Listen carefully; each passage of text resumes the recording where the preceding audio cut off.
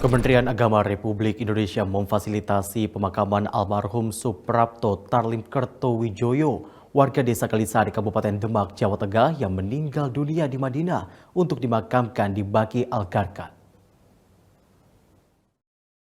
Setelah melalui proses pemulasaran dan pengurusan administrasi, jenazah almarhum Suprapto yang berasal dari Kloter 3 Embarkasi Solo dimakamkan di Baqi Al-Gharqad. Kepala Daerah Kerja Madinah Zainal Mutakin turut mengusung jenazah bersama jamaah lainnya di tengah cuaca terik. Selesai dilakukan penggalian kubur, prosesi pemakaman jenazah Suprapto dilakukan di mana almarhum meninggal tanggal 24 Mei 2023 dini hari karena serangan jantung.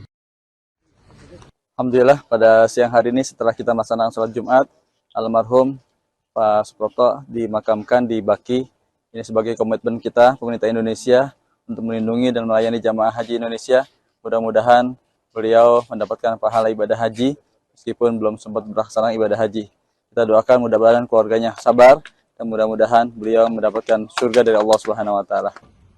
Sesuai regulasi, almarhum Suprapto akan dibadalkan haji karena termasuk dari 3 kelompok jamaah yang bisa dibadalkan haji, yakni jamaah yang meninggal dunia di asrama haji embarkasi atau embarkasi antara saat dalam perjalanan keberangkatan ke Arab Saudi di Arab Saudi sebelum wukuf di Arafah. 2 kelompok lain yang bisa dibadalkan haji yakni jamaah yang sakit dan tidak dapat disafari wukufkan, dan ketiga jamaah yang mengalami gangguan jiwa. Badal haji terhadap 3 kelompok ini merupakan bagian dari layanan yang disiapkan untuk jamaah yang memenuhi kriteria. Haji Pusat menginformasikan bahwa Madinah tengah dilanda cuaca panas ekstrim. Kondisi terik matahari mencapai suhu 41 derajat Celcius. Jemaah haji Indonesia pun diimbau untuk tetap menjaga kesehatan, utamanya bagi lansia. Suhu di Madinah saat ini mencapai hingga 40 derajat Celcius dan terasa sangat panas. Berkaitan dengan kegiatan ibadah haji yang akan dilaksanakan, Kementerian Agama menghimbau para jamaah haji, terutama jamaah lanjut usia yang telah tiba di Tanah Suci untuk menjaga kesehatan. Jamaah juga harus menghemat tenaga agar bisa menunaikan rangkaian haji yang utama seperti wukuf di Arafah, dan jika lelah tidak diharuskan menjalankan ibadah sunnah. Selain itu, untuk menjaga kesehatan, Kementerian Agama juga menghimbau jamaah untuk memperbanyak minum air putih, menggunakan sandal atau alas kaki, menggunakan pelembab pada kulit dan bibir agar tetap sehat. Kepala Biro Humas Data dan Informasi Kementerian Agama menghimbau kepada calon jamaah haji agar memperhatikan beberapa hal, serta menghubungi petugas jika memerlukan bantuan. Tidak bosan-bosannya menghimbau jamaah bila ingin beribadah di Masjid Nabawi untuk tetap memperhatikan hal-hal sebagai berikut. Pertama, catat nama dan nomor pemondokan sebelum berangkat ke Masjid Nabawi.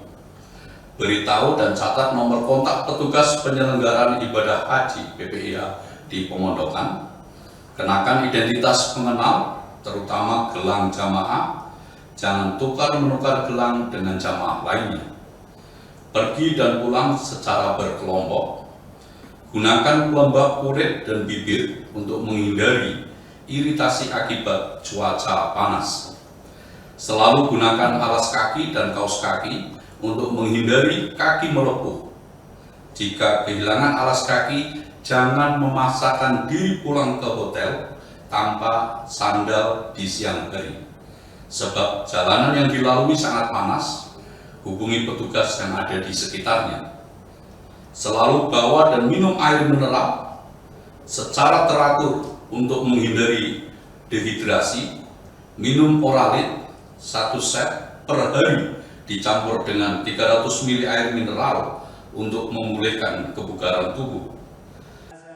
Pemerintah juga menghimbau kepada seluruh jamaah haji Indonesia jika mengalami kesulitan dan membutuhkan bantuan, segera hubungi petugas haji Indonesia. Fania Genia, Diki Pratama, Garuda TV melaporkan dari Jakarta. Salah satu hal yang dipersiapkan pemerintah dalam pelayanan kesehatan terhadap jamaah calon haji Indonesia adalah penyediaan obat-obatan. Klinik Kesehatan Haji Indonesia telah menyediakan 107 ton obat-obatan yang dibagi untuk wilayah di Mekah dan Madinah.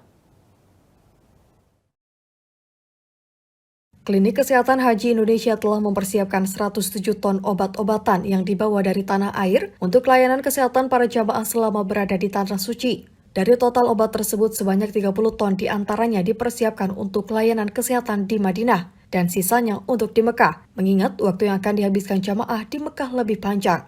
Obat-obatan tersebut seperti dijelaskan Kepala Seksi Kesehatan Haji Indonesia Daerah Kerja Madinah Al-Farizi akan didistribusikan ke kantor sektor dan kloter untuk jangka waktu 4 hari. Setelah 4 hari, permintaan obat bisa diajukan berdasarkan kebutuhan melalui aplikasi formulir, di mana petugas tidak perlu ke klinik kesehatan haji Indonesia, mengingat jaraknya cukup jauh, sehingga petugas pun dapat terus melayani kesehatan para jamaah agar bisa beribadah dengan lancar selama musim haji.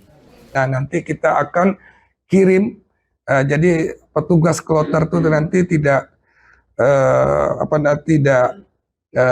ke KKHI, ya, tapi cukup datang ke sektor. Petugas KKHI ini nanti ke sektor, ini namanya push distribution.